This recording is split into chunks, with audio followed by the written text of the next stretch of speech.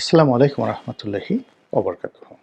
সম্মানিত দর্শক, দিন যত যাচ্ছে বর্তমান অন্তর্বর্তীকালীন সরকারের যে ভাবমূর্তি, কার্যক্রম এবং ভবিষ্যৎ জটিল থেকে জটিলতর হয়ে যাচ্ছে। দ্বিতীয়ত, দিন যত যাচ্ছে এই আন্দোলনের যে ফসল, এই ফসল সত্যিকারের যারা গৃহস্থ, অর্থাৎ এই আন্দোলন যারা করেছেন ছাত্র এবং জনতা, তাদের যে আশা আকাঙ্ক্ষা, সে আশা আকাঙ্ক্ষার মূলে ছাই দিয়ে এই আন্দোলনের ফসল, যাদের বিরুদ্ধে আন্দোলন করা হয়েছিল, তাদের ঘরে চলে যাওয়ার আশঙ্কা দেখা দিয়েছে। এখানে আমি সম্ভাবনা বললাম না, ইচ্ছে করি কথাটা আশঙ্কার কথা বলছি। এর কারণ হলো, বাংলাদেশের একেবারে খুব বুদ্ধিমান হওয়ার দরকার নেই, খুব অল্প বুদ্ধি যাদের রয়েছে, একেবারে তেলাপোকার মতো যাদের বুদ্ধি রয়েছে, তারাও জানেন যে ডক্টর মোহাম্মদ ইউনূসের সরকার যদি ব্যর্থ হয়, তাহলে এই বাংলার কত মানুষের তকদির ছিন্ন বিচ্ছিন্ন হয়ে যাবে, কত মানুষকে গৃহহারা হতে হবে, এবং পুরো বাংলা একেবারে রীতিমতো দুর্ভিক্ষের কবলে পড়ে যাবে। এতে কোনো সন্দেহ নেই। কারণ হলো, ধরুন আওয়ামী লীগের যারা পালিয়েছে, তারপরে ব্যবসায়ী যারা এখন ব্যবসা বাণিজ্য বাদ দিয়ে একটা খুব খারাপ অবস্থার মধ্যে আছে, তো সব মিলিয়ে এই যে অর্থনীতির একটা মন্দা, সেখানে এখন বিএনপি বলেন, জামাত বলেন, তারা প্রাণান্ত চেষ্টা করছে একটা নতুন ধারা তৈরি করার জন্য। এখন কয়দিন পরে যদি এদেরকেও পালাতে হয় আবার নতুন করে, আবার অন্যদিকে যারা আগে পালিয়ে গেছিল তারা রাতারাতি এসে তাদের সবকিছু আগের মতো ফিরে পাবে না। ফলে কি হলো, পুরো অর্থনীতিতে একটা দুর্ভিক্ষ দেখার একেবারে অনিবার্য হয়ে পড়বে। তো এইরকম একটি বাস্তবতা, এই বাস্তবতায় প্রতিদিনই আমাদের জাতীয় রাজনীতি, আমাদের অর্থনীতি, আমাদের বিপদ বিপত্তি, আমাদের সম্ভাবনা নাই বললেই চলে, এগুলো সবই জটিল থেকে জটিলতর হচ্ছে। আপনি সকালবেলা একটা কথা বললেন যে আপনি জামাতের পক্ষে একটা কথা বললেন সকালে, বিকেলবেলা দেখা গেল সেই কথাটা আপনি জামাতের পক্ষে বলতে পারলেন না। কেন পারলেন না? এর কারণ হলো জামাতই তার মটো চেঞ্জ করে ফেলছে। যেমন ধরুন, জামাত আনকন্ডিশনালি এই সরকারকে সাপোর্ট দিয়ে আসছিলেন, জামাতের আমির। কিন্তু এই যে রিসেন্টলি একটা যে বৈঠক হলো, জাতীয় ঐক্যের বৈঠক হলো, তিনি সেই বৈঠকের পর কি হলো, হঠাৎ করে বললেন যে অতি দ্রুত নির্বাচন দিন, যত সম্ভব দ্রুত নির্বাচন দিন। এটা কিন্তু জামাতের আমিরের বলার কথা নয়। তো কাজেই জামাত সম্পর্কে আপনি যে আগে কথা বলতেন যে তারা সরকারকে অনন্তকাল ক্ষমতায় রাখতে চায়, বা তারা সরকারের মিত্র, দীর্ঘদিন সরকার ক্ষমতায় থাকলে জামাত লাভবান হবে, এখন সেই কথাটা আজকে আপনি বলতে পারবেন না, বিকজ জামাতের আমির তার কথা চেঞ্জ করে ফেলেছেন। বিএনপির একই অবস্থা, তারেক রহমান সাহেব বললেন যে এই সরকারকে সহযোগিতা করবেন। তারপরে মির্জা ফখরুল সাহেব বললেন যে না, সরকারকে যৌক্তিক সময় দেয়া হবে। এখন তারা যে কথাগুলো বলছেন আগের কথার সম্পূর্ণ ব্যতিক্রম। কাজে আমি অ্যাজ এ ক্রিটিক হিসেবে আমি এই বিষয়গুলো নিয়ে যখন আলোচনা করি, সমালোচনা করি কিংবা বিশ্লেষণ করি, তখন আমাকে তো ডে টু ডে বা মানে প্রতিদিনের যে ঘটনা, সেটিকে বিশ্লেষণ করতে হয়। আমি তো একটা জায়গাতে স্থির থাকতে পারছি না। এই কারণে অনেকে হয়তো যারা দর্শক রয়েছেন, বিশেষ করে যারা তরুণ, একেবারে তরুণ, তারা অনেক সময় বিরক্ত হন যে এই ভদ্রলোক সকালে এক কথা বলে, বিকেলে এক কথা বলে, এরে আজ সকালে মন্ত্রী বানায়, বিকেলের মন্ত্রিত্ব নিয়ে নেয়, আবার একে মানে প্রধানমন্ত্রী বানায়, এরকম নানা রকম। এর কি কোনো কাজ নেই? একে থামাও, এর কি কোনো লোকজন নেই? কেউ হয়তো বলছেন যে আপনার মানসিক ভারসাম্যহীনতা দেখা দিয়েছে, তাড়াতাড়ি যান, কোথাও গিয়ে একটু চিকিৎসা টিকিৎসা করে আসেন। কেউ হয়তো দেখা যাচ্ছে যে বলছেন যে আমি অনেক সময় অনেকের যে কেটে বলে নেতিবাচক বিষয় নিয়ে আলোচনা করি, এটি অনেক সময় আপনাদের কাছে কারো কারো কাছে অ্যালার্জি বলে মনে হতে পারে। এই জন্য অনেকে আমাকে অ্যালার্জি চিকিৎসা নেওয়ার কথা বলছেন। এবং শীতকালে একটা জিনিস বোঝার চেষ্টা করুন জনাব এবং জনাবা, সেটা হলো তেল দিতে হবে এবং কোনো একটা দলের সঙ্গে লেগে থাকতে হবে। এটা তো সহজ কাজ। আওয়ামী লীগের যদি 35% জনগোষ্ঠী ধরেন, গড়ে 6 লাখ, 6 কোটি, 6 কোটি মানুষ তো আওয়ামী লীগ করছে, তারা তো সারা দিন রাত আওয়ামী লীগের কথা বলছে। আমার তো আওয়ামী লীগের কথা বলার জন্য দরকার নেই, 6 কোটি লোক আছে। বিএনপির তো অন্তত 5 থেকে 6 কোটি লোক আছে সমান সমান, যারা বিএনপির বাড়ি কোনো চিন্তা করে না, কোনো কথা বলে না, সেখানে আমার দরকার কে বলেন? জামাতেরও তো না হয় 1 কোটি লোক আছে, এর বাইরে তো জামাতে তারা দুনিয়ার অন্য কোনো কিছু কল্পনা করে না। তো এই যে এতগুলো মানুষ, আমি 3টা দলের কথাই বললাম, এতগুলো মানুষ অর্থাৎ 6 6 12 আর 1 13 কোটি লোক এই 3টা দলের মধ্যে যদি থাকে, তাহলে আমি একা, আমি কি এতটা নির্বোধ যে আমি এই এতগুলো লোকের সেন্টিমেন্ট, চিন্তা চেতনা, অভ্যাস, কাজকর্ম বাদ দিয়ে আমি যে কথাগুলো বলছি, একবার বিএনপির পক্ষে বলছি, একবার বিএনপির বিপক্ষে বলছি, একবার আওয়ামী লীগের পক্ষে বলছি, একবার আওয়ামী লীগের বিপক্ষে বলছি, কারণটা কি? কারণটা কি? কারণটা শুধুমাত্র একটাই কারণ, সেটা হলো আমি যারা আমজনতা, যাদের স্বার্থ নেই, কথা বলার প্ল্যাটফর্ম নেই, তাদের পক্ষে কথা বলার চেষ্টা করছি, কোনো দলের ক্রীতদাস হয়ে নয়, কোনো দলের ক্রীতদাস হয়ে নয়। 1। 2 নম্বর হলো যে আমার যে রাজনীতি, ভবিষ্যতের মনোনয়ন, এটাকে আমি ছাইচাপা দিয়ে রেখেছি, ওটা সময় হলে দেখা যাবে। কিন্তু আজকের যে দায়িত্ব এবং কর্তব্য, ভালোকে ভালো বলা, মন্দকে মন্দ বলা। এখন আপনার নিজের ছেলে যদি খুব ভালো কাজ করে, আপনি তো অবশ্যই তাকে প্রশংসা করবেন, কিন্তু সে যদি চুরি করে বসে, আপনি কি সেটা গোপন রাখবেন বলেন?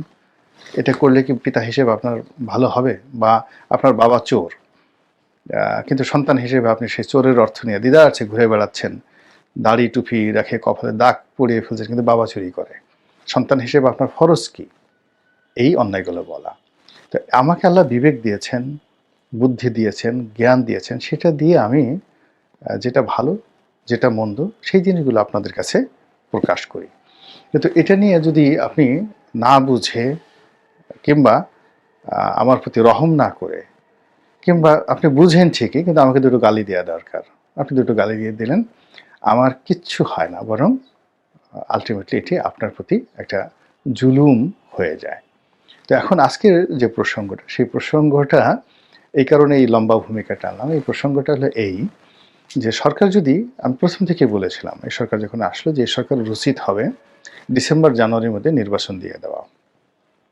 কিন্তু সরকার তো 2 বছর, কোনো লোক প্রথমে বলেছিল 2 বছরের মধ্যে একটা নির্বাচন দিবে। সরকারের কোনো উপদেষ্টা বলেছিলেন যে 1 বছরের মধ্যে বা 18 মাসের মধ্যে নির্বাচন হবে। এখন তাদের সেই সকল কথাবার্তায় প্রধান উপদেষ্টা ভারী বিরক্ত হয়েছেন, জনাব ইউনূস। তিনি একেবারে ডিটারমাইন্ড, গো ধরেছেন যে সংস্কার না করে নির্বাচন করবেন না। এবং এই একেবারে রিসেন্টলি দেখলাম বিদেশি এক ভদ্রলোক, বিদেশিদের দেখলে তার খুব হাসি পায় ডক্টর মোহাম্মদ ইউনূসের।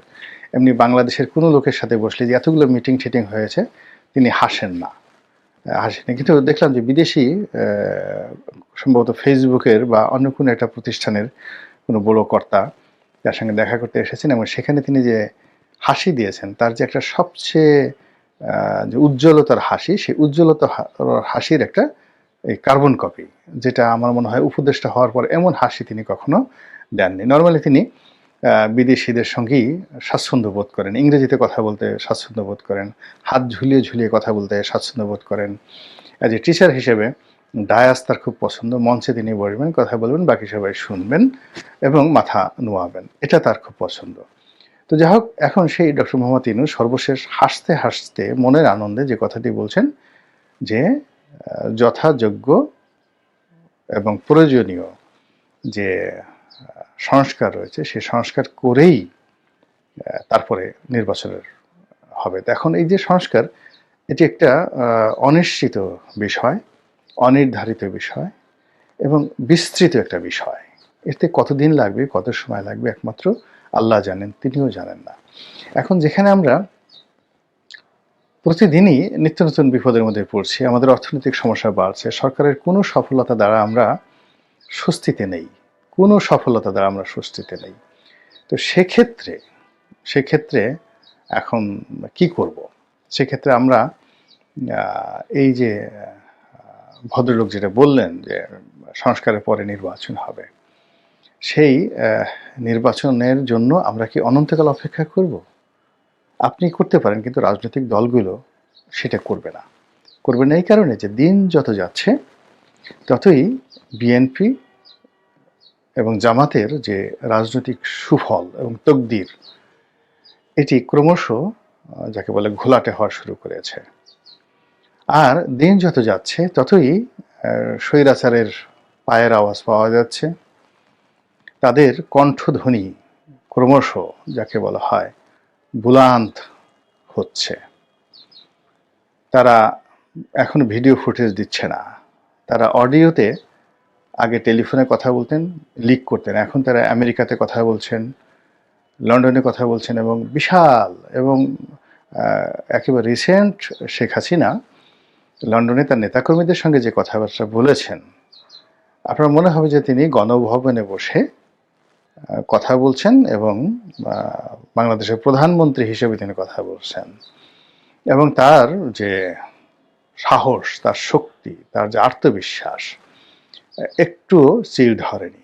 তিনি আগের মতোই হুমকি দিচ্ছেন, আগের মতোই ডক্টর মোহাম্মদ ইউনূসকে বিচার করতে চাচ্ছেন, ইত্যাদি আরও অনেক কিছু। আর যেটি হচ্ছে সেটি হলো যে ওনার যে রাজনৈতিক সহযোগী, সেই রাজনৈতিক সহযোগী হলো জাতীয় পার্টি। এখন জাতীয় পার্টি প্রথম কয়েকদিন চুপচাপ থেকেছে, এখন তারাও মাঠে নেমেছে। তারা অভিযোগ করছেন কেন তাদেরকে ডাকা হলো না। দ্বিতীয়ত, এই নির্বাচনে জাতীয় পার্টিকে বাদ দিয়ে কোনো নির্বাচন হবে না, এই ধরনের কথাবার্তা জাতীয় পার্টি বলছে। আর আওয়ামী লীগ তো কোনো কথা বলার দরকার নেই। মূল ব্যাপার হলো নির্বাচন মিনস আওয়ামী লীগ, সেখানে তারা আসবেই, যে কোনো ফর্মে যে কোনো মূল্যে তারা নির্বাচনে আসবেই। নির্বাচন থেকে আওয়ামী লীগকে আপনি বাদ দিতে পারবেন না। এর কারণ হলো তাদের একটা বিশ্বাস যে মাঠ তারা যেভাবে সাজিয়ে গেছেন, তাদের হাতে যে টাকা আছে এবং তাদের যে বিদেশি শক্তি আছে, এই সব মিলিয়ে নির্বাচনের মাঠে সরকার যেই থাকুক না কেন, ইউনূস থাকুক আর অন্য যে কোনো থাকুক, কিংবা আসিফ নজরুল যদি ভবিষ্যতে প্রধান উপদেষ্টা হন, তিনি যেই থাকুক না কেন, আওয়ামী লীগের এই শক্তিমত্তাকে অস্বীকার করতে পারবে না। এই বিশ্বাস শেখ হাসিনার বক্তব্যে কিন্তু ফুটে উঠেছে। ফলে কি হলো, যদি নির্বাচন 1 বছর পরে হয়, 1.5 বছর পরে হয়, 2 বছর পরে হয়, তাহলে সেই নির্বাচনে আওয়ামী লীগ এবং জাতীয় পার্টি তাদেরকে বাদ দেওয়ার কোনো শক্তি, সামর্থ্য, পরিবেশ এই বর্তমান অন্তর্বর্তীকালীন সরকারের থাকবে না, না, না। এক। 2 নম্বরে আওয়ামী লীগকে নিষিদ্ধ করবেন, ওটা করবেন, ওটা করবেন, এটা করবেন। ওটা আপনি দেখেন পাকিস্তান তো অনেক কিছু করেছে ইমরান খানের বিরুদ্ধে, কিন্তু সেটা হয় না। রাজনৈতিক দল আসলে নিষিদ্ধ করা যায় না। জামাতকেও আওয়ামী লীগ নিষিদ্ধ করেছিল, বঙ্গবন্ধু নিষিদ্ধ করেছিল, কিন্তু আলটিমেটলি সেটা টেকানো যায়নি। তো এই যে এখনও যে ধরেন যে জনজোয়ার আছে এবং আওয়ামী লীগের বিরুদ্ধে এখন যে ঐক্যমত আছে, ভারত বিরোধী যে মনোভাবটা প্রকট অবস্থায় আছে, তো সেক্ষেত্রে যদি ইভেন মার্চ মাসেও নির্বাচন হয়ে যায়, এপ্রিল মাসেও যদি নির্বাচন হয়ে যায়, মাঠে আওয়ামী লীগের লোকজন দাঁড়াতে পারবে না। কিন্তু যদি 2026 সনের এপ্রিল মাসে নির্বাচন হয়, সেক্ষেত্রে আওয়ামী লীগকে বাদ দিয়ে নির্বাচন কমিশন নির্বাচনের শিডিউলই ঘোষণা করতে পারবে না। তো এই যে একটা জটিল থেকে জটিলতার অবস্থার মধ্যে আমরা যাচ্ছি, তো সেখানে রাজনৈতিক দল, যারা স্টেক হোল্ডার, যারা ভোটার, তারা আতঙ্কগ্রস্ত, যারা সাধারণ মানুষ তারা বিভ্রান্ত, কিন্তু অন্যদিকে যারা এই সংস্কার করবেন, তারপরে এই অন্তর্বর্তীকালীন সরকারের উপদেষ্টা বা প্রধান উপদেষ্টা হয়েছেন, তারা সমন্বয়ক যারা আছেন, যারা ক্ষমতার স্বাদ পেয়েছেন, তারা এই ক্ষমতাটাকে প্রলম্বিত করার জন্য যে ম্যাটিকুলাস ফর্মুলা দরকার, সেই ম্যাটিকুলাস ফর্মুলা তারা অনুসরণ না করে তারা ঠিক সেই 111 সরকারের মতো যে সকল কর্মকাণ্ড করার চেষ্টা করছেন, তাতে করে তাদের যে রাজনৈতিক ভবিষ্যৎ, সেই ভবিষ্যৎ এবং তাদের যে শাসনতান্ত্রিক ভবিষ্যৎ এবং নিজেদের ব্যক্তিগত এবং সামাজিক যে ভবিষ্যৎ, সব কিছুই ঝুঁকির মধ্যে পড়ে যাচ্ছে। আল্লাহ আমাদের সবাইকে হেদায়েত দান করুন এবং হেফাজত করুন। আসসালামু আলাইকুম ওয়া রাহমাতুল্লাহি ওয়া বারাকাতুহু।